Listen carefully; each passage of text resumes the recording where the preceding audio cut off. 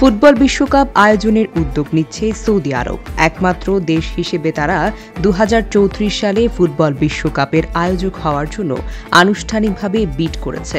পাশাপাশি স্টেডিয়াম নির্মাণ সহ বাদবাকি প্রস্তুতিও শুরু করেছে মধ্যপ্রাচ্যের দেশটি।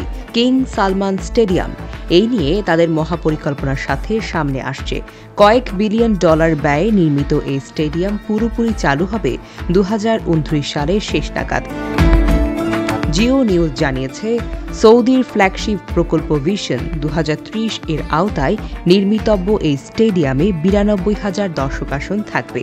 সৌদি আরব ফুটবল ফেডারেশন সভাপতি ইয়াসের আল মিশেহাল বলেছেন, 2034 বিশ্বকাপে সৌদি আরবের অগ্রগতির সাক্ষী হওয়ার জন্য বিশ্ববাসীকে আমন্ত্রণ। এর মাধ্যমে আমাদের সংস্কৃতি সম্পর্কে জানতে পারবেন। ফুটবল প্রেমীদের স্মরণীয় অভিজ্ঞতা উপহার দিতে সৌদির ফ্ল্যাগশিপ প্রকল্প ভিশন 2030 এর আওতায় নির্মিতব্য এই স্টেডিয়ামে 92,000 দর্শক আসন থাকবে। প্রকৃতি আর প্রযুক্তির দারুণ মিশেলে নির্মিতব্য কিং সালমান স্টেডিয়ামের ডিজাইন করেছে বিখ্যাত স্থাপত্য প্রতিষ্ঠান পপুলাস। এই মাঠে দূষণ এবং ব্যয় কমাতে থাকবে প্রাকৃতিক শীতাতপ নিয়ন্ত্রক ব্যবস্থা এবং বিদ্যুৎ সাশ্রয়ী প্রযুক্তি। কয়েক বিলিয়ন ডলার ব্যয়ে নির্মিত এই স্টেডিয়াম পুরোপুরি চালু হবে 2029 সালের শেষ নাগাদ। মূলত সারা বছর এটি ব্যবহৃত হবে সৌদি আরবের ফুটবল দলের ক্যাম্প হিসেবে।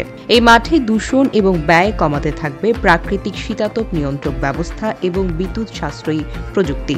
স্টেডিয়ামকে কেন্দ্র করে গড়ে ওঠা স্পোর্টস কমপ্লেক্সে থাকবে ইনডোর স্পোর্টস হল, অলিম্পিক সাইজের পুল, বাগান, athletics track, fan zone, aquatic centre আর স্টেডিয়ামের ছাদে হাঁটার ব্যবস্থা, যেখান থেকে সংযুক্ত কিং আব্দুল আজিজ পার্কের পুরো সৌন্দর্য উপভোগ করতে পারবেন দর্শকরা। নিরবিচ্ছিন্ন অনুশীলনীর জন্য থাকবে একাধিক ট্রেনিং গ্রাউন্ড।